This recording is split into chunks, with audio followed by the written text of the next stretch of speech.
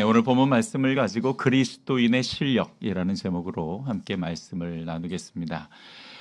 역사적으로는 중세 시대를 400년부터 1500년 사이로 보고 있는데요.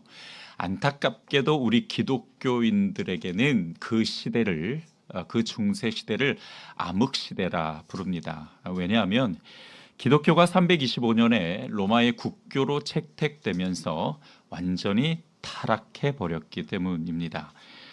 국교가 됐다라는 것은 누구나 의무적으로 기독교인이 되어야 한다라는 거죠. 그러니까 더 이상 기독교는 전도할 필요가 없어졌던 겁니다.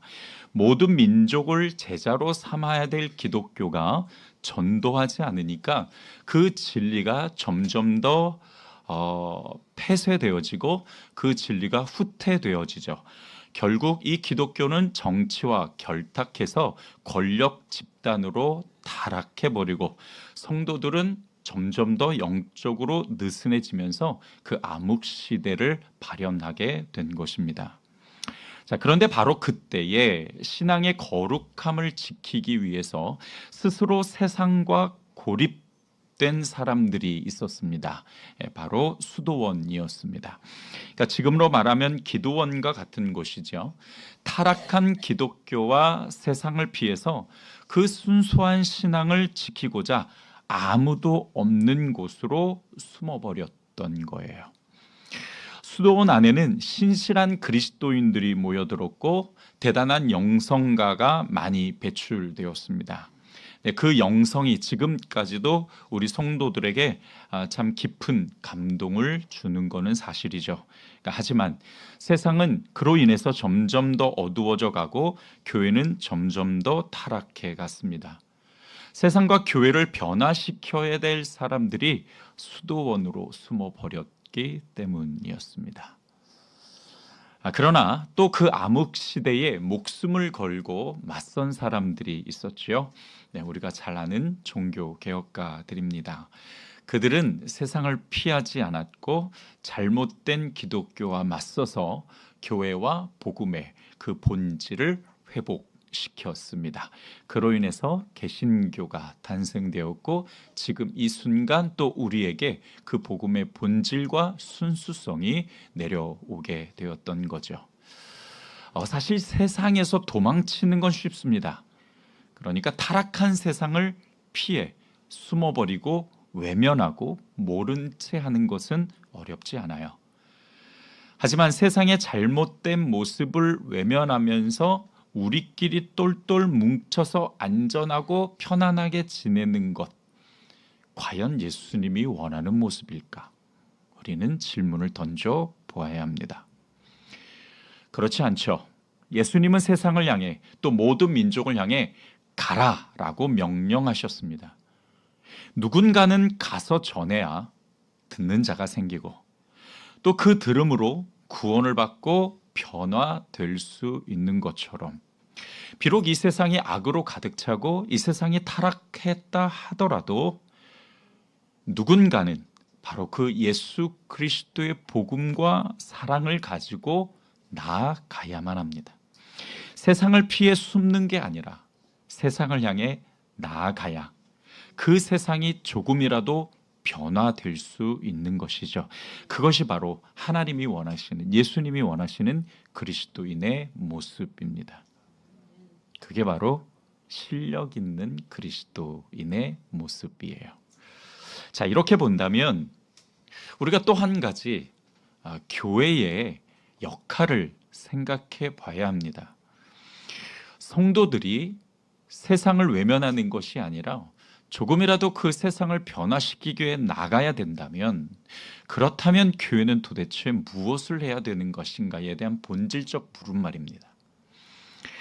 교회가 우선으로 해야 될 것은 우리 성도 한 사람 한 사람이 힘과 그리고 실력을 갖추도록 만들어야 되지요. 하나님의 사람으로 온전하게 되고 또 하나님의 선한 일을 행할 수 있는 능력을 갖추게 해서 그 세상을 향해 담대하게 나아가 진리를 바르게 세우도록 만드는 것이 바로 교회의 사명이요 또 교회의 역할이어야 된다라는 것을 우리가 꼭 기억해야만 합니다. 제가 사실 굉장히 복잡한 문장과 단어를 썼지만 그러나 단순하게 표현하면 이겁니다. 하나님께서 우리를 보내신 그 자리에서 우리는 참 그리스도인으로 살아가야 된다. 내가 있는 그 자리에 정의와 공의가 흐르도록 선한 일을 하고 선한 사업을 하고 사람을 살리는 일을 해야 된다. 그것이 바로 하나님께서 우리를 향한 음성이요 또 명령인 줄 믿습니다. 오늘날 왜 한국교회가 이렇게 원치 않는 손가락질을 당해야 되냐? 왜 이렇게 오해를 많이 사야 되냐? 결국 여러 가지가 있겠지만 무엇보다 우리 성도 한 사람 한 사람이 그리스도인으로서의 그 힘과 실력을 제대로 갖추지 않았기 때문이 아닐까라는 나름대로의 저의 그 이유를 이야기해 보고 싶습니다. 디모데전서 4장 15절을 보면 이 집은 살아계신 하나님의 교회요 진리의 기둥과 터니라 라고 말씀하십니다.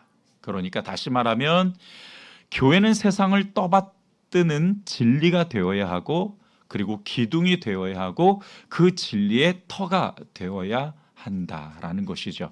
그래서 교회는 세상의 영혼입니다. 따라서 합시다. 교회는 세상의 영혼이다. 사람도 그래요. 영혼이 건강해야 몸도 건강한 것처럼 이 세상도 교회가 건강해야 세상이 건강한 법이죠. 교회로부터 진리가 뿜어져 나와 이 땅이 살아 숨쉬는 땅이 되도록 만드는 것이 우리 교회가 해야 될 사명임을 우리는 직시해야 된다라는 거죠. 자, 그러면 여러분 진리가 뭡니까? 진리는 하나님의 예수 그리스도의 말씀이요 또한 복음입니다. 자, 그렇다면 교회가 그 진리의 기둥이요 터가 되고 또 세상을 떠받쳐야 된다면 곧 교회가 말씀과 복음이 살아 숨쉬어야 되고 또 그것이 그 숨이 흘러나가 세상이 진리로 숨쉬게 만들어야 한다라는 것이죠. 그래서 성도는 세상을 등지면은 안 돼요. 세상을 외면하거나 세상을 회피하면 안 되는 겁니다. 오히려 실력을 키워 세상으로 나가 주위 사람들과 더 친밀한 관계를 맺고 믿지 않는 사람들이 있는 곳으로 파고 들어가서 진짜 성도의 삶이 무엇인지를 보여주어야 한다라는 거죠. 그리고 그들 속에서 진리를 실천하고 그리스도의 그 사랑과 복음을 전하는 것, 그것이 하나님이 나를 세우신 목적이고 나를 그곳에 보내신 목적임을 믿으시기 바랍니다. 그런데 여전히 우리에게는 고민이 있어요. 그것이 뭐냐면 어떻게 실력을 키워나가야 되냐, 또 이 실력을 우리가 세상에 어떻게 발휘해야 되냐에 관계된 부분입니다. 어떻게 하면 우리가 그리스도인으로서 정말 잘 해야 될까? 어떻게 하는 것이 이 세상을 변화시키고 또 진리를 세워나가는 것이어야 할까라는 매우 중요하면서도 근본적인 질문을 여러분께서는 분명히 던져보신 적이 있을 겁니다. 만약에 그럴 일이 없겠지만 단 한 번도 이 질문을 던져보지 않으셨으면 오늘 여러분께서 한 번쯤 이 질문을 여러분들의 마음에 새기고 그리고 이에 대한 해답을 찾아갈 수 있기를 주님의 이름으로 축원드립니다. 근묵자욱이라는 말이 있습니다. 먹을 가까이 하면 검어진다라는 뜻이죠. 먹을 만지다 보면 손에도 묻고 그리고 옷에도 묻게 됩니다. 자, 그렇지만 먹을 가까이 하지 않고는 글을 쓸 수가 없지요. 마찬가지로 세상이 죄로 가득하다고 해서 세상을 멀리할 수는 없는 법입니다. 우리도 세상 사람이에요. 세상에서 살고 있는 세상 사람입니다. 하지만 우리는 다르죠. 거룩한 길을 가는 성도이기도 합니다.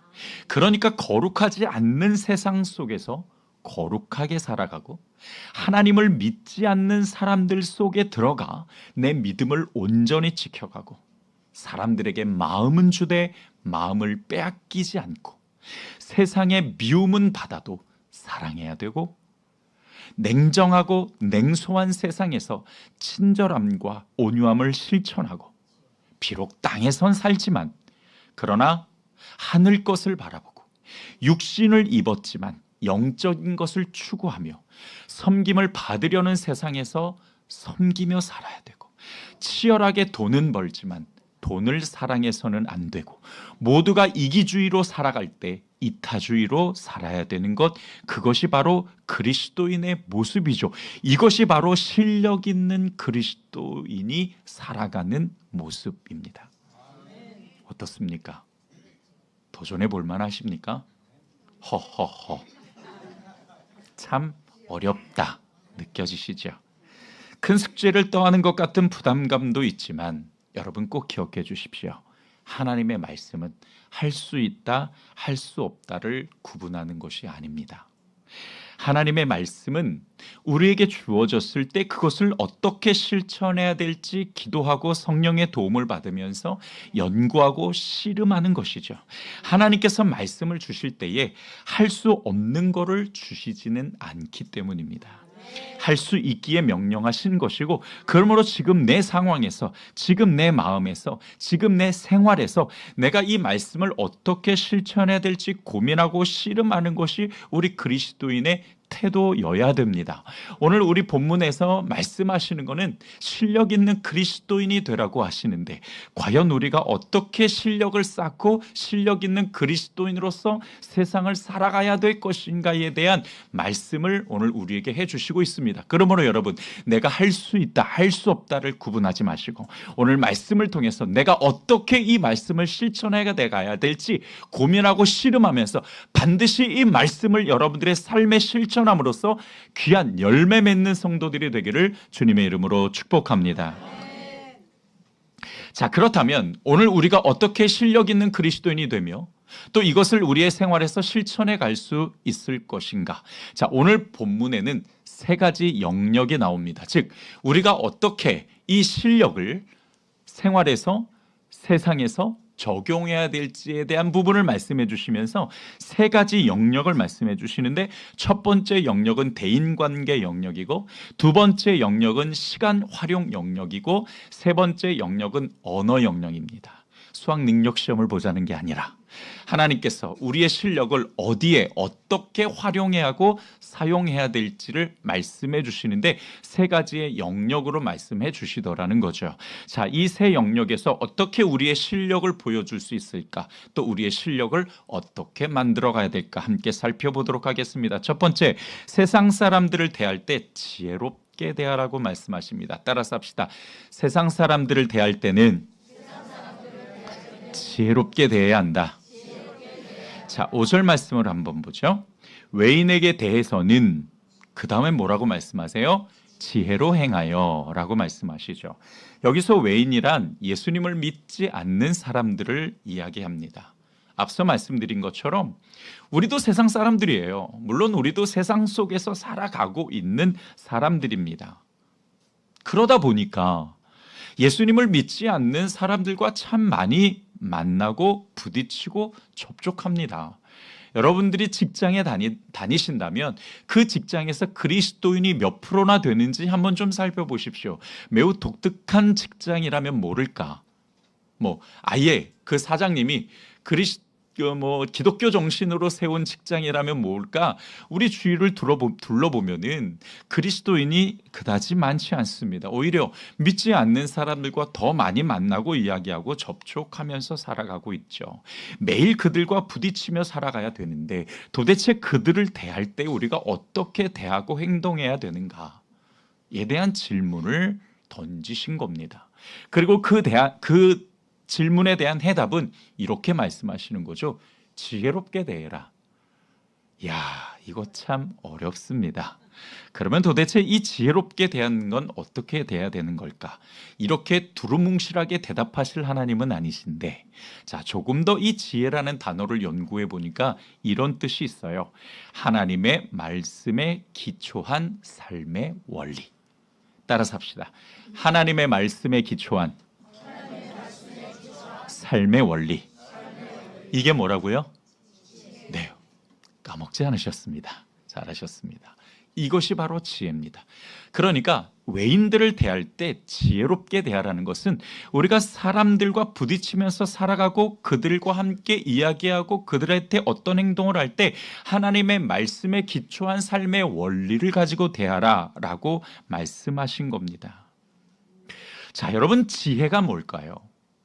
그러니까 보통 성도들이 지혜하면 지식과 비슷하게 생각을 하시는데 그렇지 않습니다. 좀 더 편하게 여러분에게 설명드린다면 지식은 이론이라면 지혜는 실기예요. 그러니까 이 지혜는 하나님의 말씀을 삶에 적용하고 활용하는 것이라고 할 수가 있는데요. 이 지혜는 조금 더 쉽게 말하면 행동입니다. 행동. 그러니까 우리가 어떻게 행동해야 되냐? 우리가 사람들을 대할 때 어떻게 행동해야 되냐라는 이 질문에 하나님의 말씀에 기초한 그 삶의 원리를 가지고 행동하고 대처하라는 것이죠. 여러분, 사람에게는 누구나 그 삶의 방식이라는 것이 있습니다. 그런데 그 삶의 방식이 어떻게 형성됐느냐 보니까 학교에서 배운 것, 부모님에게서 배운 것, 또는 많은 사람들에게 영향을 받았거나 어떤 사건을 경험하면서 형성되어지죠. 그 형성된 그 삶의 방식을 누구나 다 가지고 살아가는데, 자, 그러니까 이 삶의 방식을 가정도 학교도 다른 사람도 아닌 오롯이 하나님의 말씀에 두라는 거예요. 와, 목사님, 점점 더 구렁텅이로 내려가는 것 같습니다 라고 생각하실지 모르겠습니다. 자, 그러면 조금 한번 예를 들어볼까요? 여러 가지 예가 있을 수 있겠습니다만은 그냥 그 사업가의 예를 편하게 들어보겠습니다. 누군가 내게 어떤 사업을 함께 하자고 제의를 했습니다. 야, 도대체 이 제의를 내가 받을 것인가 말 것인가를 결정할 것 아닙니까? 그리고 그 결정의 기준이 있겠지요. 어떤 사람은 야, 내가 이 사업을 제안받았을 때 내가 돈을 많이 벌 수 있느냐가 그 사업의 제안을 받아들이는 기준일 수도 있고, 또 어떤 사람은 야, 이걸 통해서 내 능력을 얼만큼 발휘할 수 있겠다라는 기준을 가질 수도 있겠죠.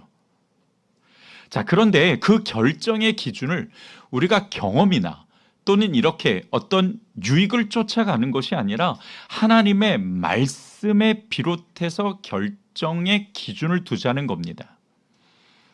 혹시나 내가 이 사업을 제안하는 데 있어서 하나님의 말씀을 벗어나는 것은 아닌지, 혹시 진리와 왜곡되어지는 것은 아닌지, 또 하나님 보시기에 악한 것은 아닌지, 이것을 내가 받았을 때 영적으로 유익한 것인지를 생각하고 판단해서 결정하자는 거예요.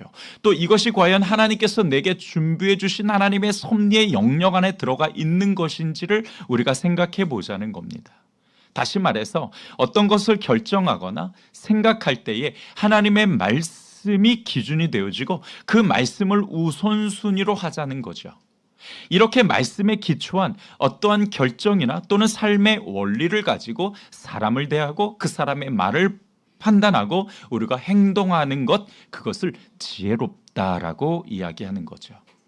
이것을 좀 더 지금 우리가 생활하고 있고 우리가 살아가는 지금 이 세상에서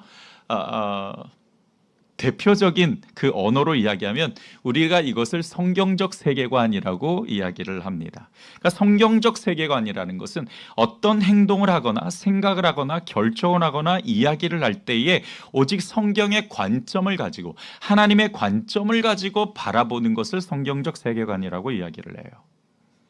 자, 그런데 문제는 이 성경적 세계관이 갑작스럽게 만들어지는 것은 아니라는 거죠. 참 많은 시간이 걸리는 일이고, 또 말 그대로 성경적 세계관은 하나님의 말씀을 바르게 알아야 그 말씀으로 세상을 바라볼 수 있기도 합니다. 자, 그런데 오늘 제가 여러분에게 꼭 드리고 싶은 말씀 하나가 있는데, 그것은 뭐냐면 우리가 이 성경적 세계관을 먼저 이야기하기 전에 이 성경적 정체성에 관한 것을 꼭 이야기해야만 합니다.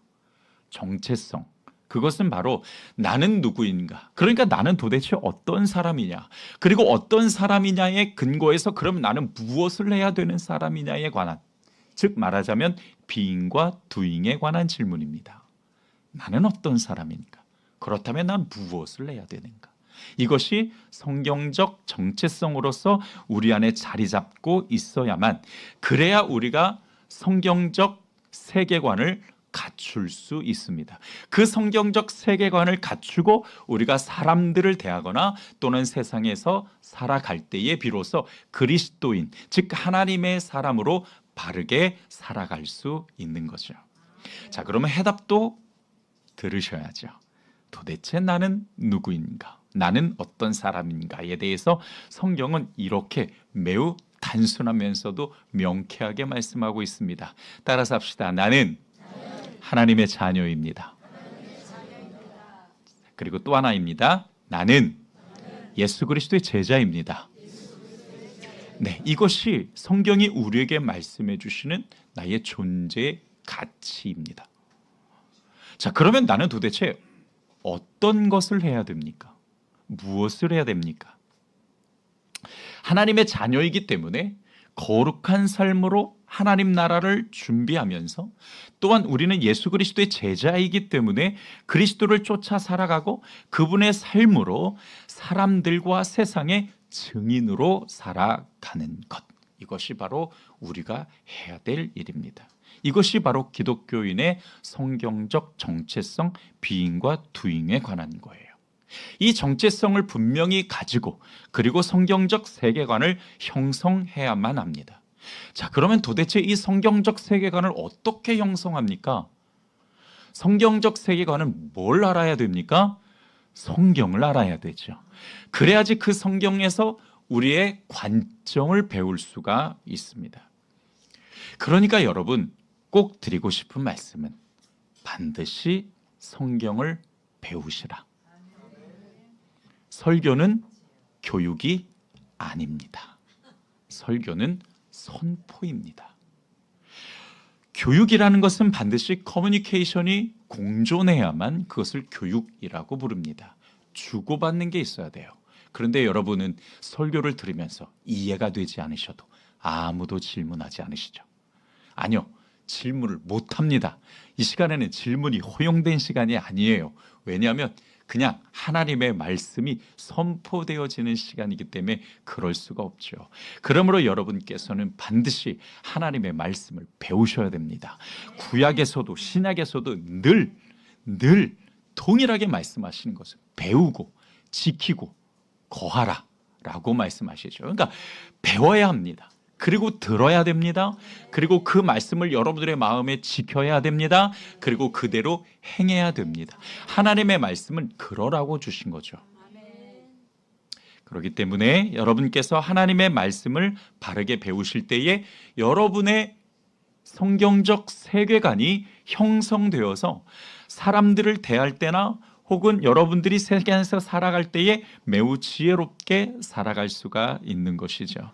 우리는 거룩하지 못한 이 세상에서 거룩한 삶을 실천해 가야 될 사람들입니다. 그렇게 살아갈 수 있도록 실력을 갖추어야 된다라는 거죠. 그리고 그 실력은 어디에서 난다고요? 지혜, 즉 하나님의 관점을 가지는 성경적 세계관, 그리고 성경적 정체성을 반드시 가지셔야 됩니다. 주님은 우리가 사람들을 대할 때에 이렇게 지혜롭게 행동하기를 원하세요.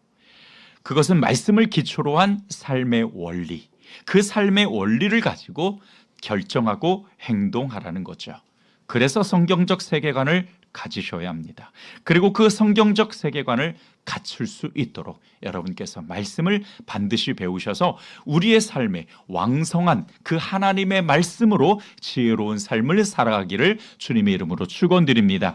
두 번째, 시간의 영역에서 하나님은 시간을 아끼라고 말씀하십니다. 자, 오늘 본문 4절을 보면은 세월을 아끼라라고 말씀하시죠. 이 아끼라라는 단어는 마치 어떤 소중한 물건을 고가에 산 것처럼 이라는 뜻을 가지고 있습니다. 그러니까 시간을 아끼라라는 이 말은 시간을 굉장히 큰 돈을 주고 사라는 거예요. 그리고 그 돈을 주고 산 시간을 매우 잘 활용하라는 겁니다. 자, 만일 여러분들이 오늘 하루를 2,400만 원을 주고 샀다고 가정해 보겠습니다. 그러면 1시간이 얼마입니까? 네. 너무 어려운 질문을 드린 것 같지는 않지만 대답하기가 싫으신 건가요? 자, 1시간은 100만 원입니다. 자, 그러면 여러분 지금 11시 43분인데 여러분들이 그 100만 원 주고 산 이 11시부터 12시의 사이를 여러분께서는 지금 이 예배를 드리면서 보내시고 있습니다. 잘하시는 거죠. 그래, 그러나 어떤 사람은 또 이게 아까워서 다른 것을 하면서 시간을 보내기도 합니다. 과연 어떤 것이 가치 있는 일일까? 그것은 이제 우리가 차근차근 이제 세워나가야 되는 거겠죠. 아무튼 중요한 것은 이 24시간을 여러분들이 2,400만 원을 주고 산 것처럼 쓰라는 거예요. 1분 1초가 너무너무 아깝겠죠. 어떻게 하면 잘 보낼 수 있을까? 이 시간을 어떻게 하면 잘 활용할 수 있을까? 정말 많이 고민하실 겁니다. 아니, 그 고민의 시간조차 아까울 수도 있겠죠. 자, 시간을 아끼라는 말은 그런 의미인데 여기에는 또 다른 영적인 두 가지 메시지가 숨겨져 있습니다. 첫 번째는 시간을 무의미하게 보내지 마라. 다시 말하면 그 시간을 가치 있는 데 써야 된다라는 뜻입니다. 여러분, 우리가 제대로 신앙생활을 하려면 얼마나 바쁜지 몰라요. 믿음이 없는 사람들이야 그저 일하고 먹고 즐기면 끝이겠지만 우리는 그렇지 않습니다. 우리는 영혼도 돌봐야 되고 믿음도 굳게 세워야죠. 그렇게 하려면 말씀 연구도 해야 됩니다. 하나님 앞에 나아가 기도도 해야죠. 또 봉사도 해야죠. 예배도 드려야죠. 전도도 해야 되죠. 정말 할 일이 너무너무 많아요. 그러니까 시간을 허투루 보낼 수가 없습니다. 그렇기에 그 시간을 돈 주고 산 것처럼 아껴서 활용해야 된다라고 말씀하시는 거죠. 더 나아가서 그 시간을 아껴서 값진 데 써야 돼요. 그러니까 아끼는 것만 하는 것이 아니라 그 아낀 것을 어떻게 쓰는 것도 참 중요한 거잖아요. 그저 육신의 즐거움만 생각하면서 육신의 쾌락을 위해서 사용하기에는 너무 아까운 시간이니 어차피 육신의 것 다 놓고 갈 건데 육신의 것에 우리가 투자하기보다는 영적인 것에 시간을 쓰고 시간을 투자하는 것이 훨씬 더 지혜로운 줄 믿습니다. 그래서 두 번째, 이 시간을 아끼라는 말에는 복음에 투자하라는 뜻이 담겨져 있습니다. 육신의 즐거움 위에 시간을 활용하는 것이 아니라 복음의 가치를 배우고 복음을 마음에 담고 세상 사람들에게 복음을 증거하고 그 복음을 내 삶에 활용하는 데 사용하는 것. 그렇게 쓰는 것이 시간을 아끼는 거라고 말씀하시는 겁니다. 여러분께 도전을 드리고 싶어요. 나는 복음을 위해 얼마나 많은 시간을 활용하고 있는가? 그러니까 복음을 배우고 복음을 마음에 담고 그 복음을 생활에서 활용하고 그 복음을 전하는데 얼마나 많은 시간을 사용하고 있는가? 혹시 그 시간이 아깝거나 또는 이것이 우선순위에서 밀려나 있는 것은 아닌가? 여러분께 도전을 드립니다. 시간을 가치 있게 사용하기 위해서 복음에 투자하셔야 됩니다. 어떻게 해요? 배우고 담고 활용하고 전하는데 이 복음에 투자하셔야 하는 거죠. 성경은 그것이 시간을 아끼는 거라고 말씀하십니다. 우리가 이 세상에서 어떻게 실력을 발휘할 수 있느냐?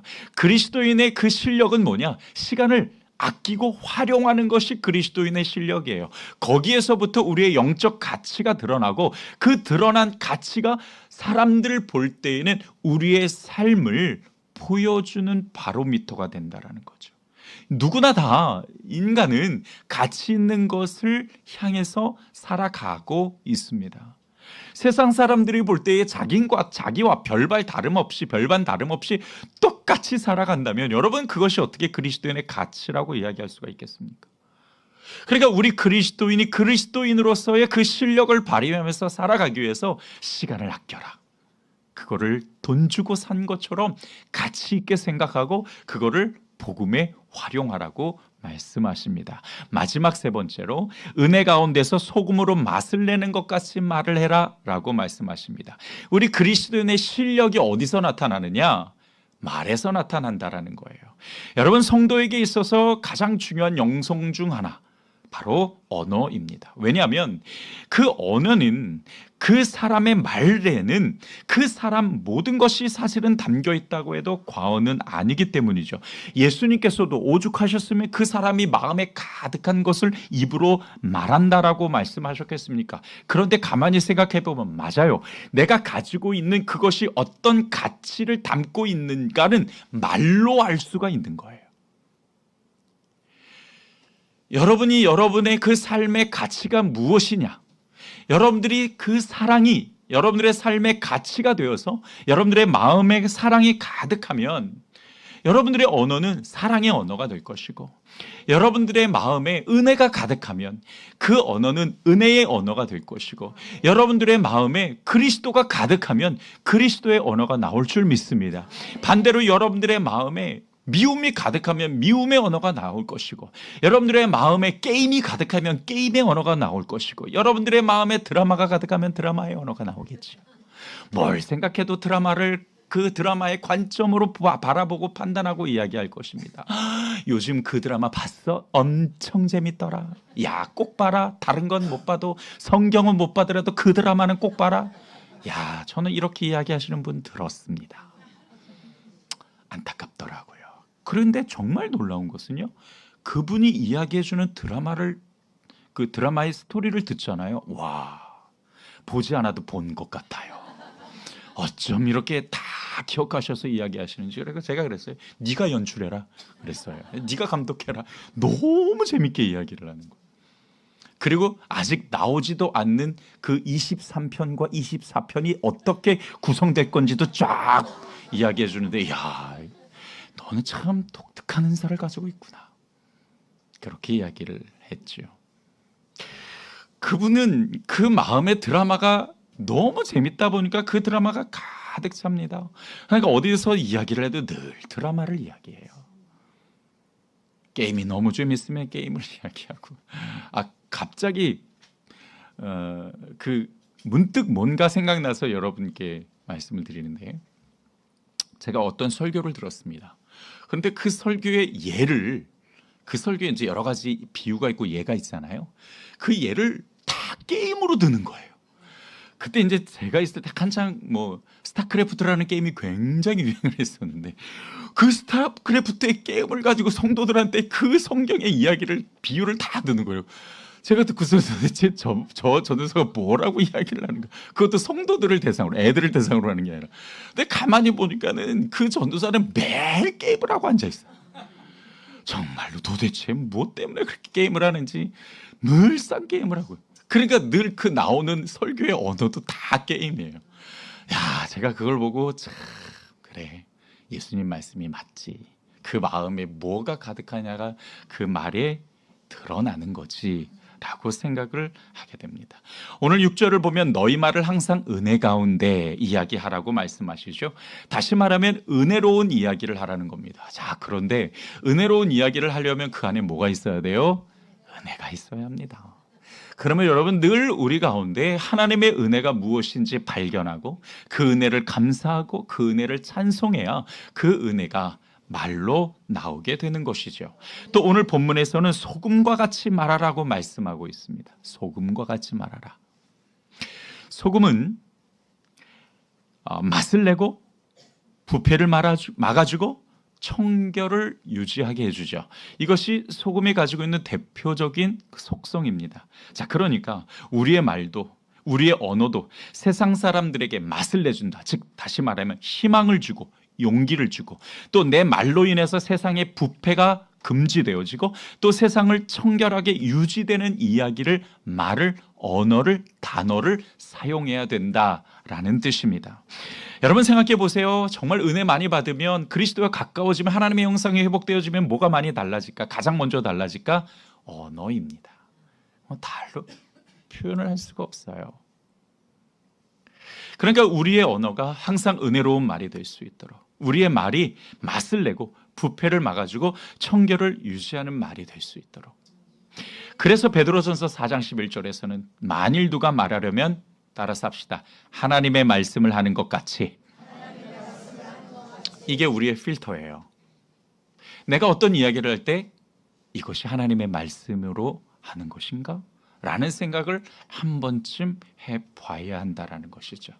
이것이 우리의 언어 필터가 된다면 우리는 좀 더 그리스도의 언어에 가까워지고 또한 하나님의 마음에 가까워질 줄 믿습니다. 따라서 합시다. 성도의 언어는 영성의 열매다. 네, 이것은 송 목사가 이야기하는 것입니다. 그러니까 저의 경험에서 여러분께 말씀드리는 거예요. 성도의 언어는 그 사람의 영성의 열매입니다. 그러니까 제발 좀 너무 많이 보여주지 마시고 조금 절제하시면서 여러분들의 그 은혜의 언어로 여러분들이 받은 하나님의 은혜를 보여주시기를 주님의 이름으로 축복합니다.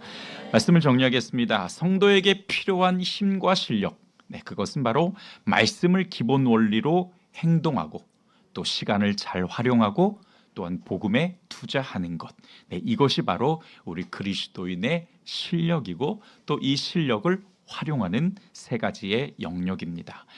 여러분, 그리스도인으로서 힘과 실력을 갖추셔서 건강한 삶을 살아갈 뿐만 아니라 하나님이 여러분에게 허락해 주신 그 모든 삶의 영역에서 그리스도인으로서 하나님의 사람으로 아름답게 살아가기를 주님의 이름으로 축복합니다.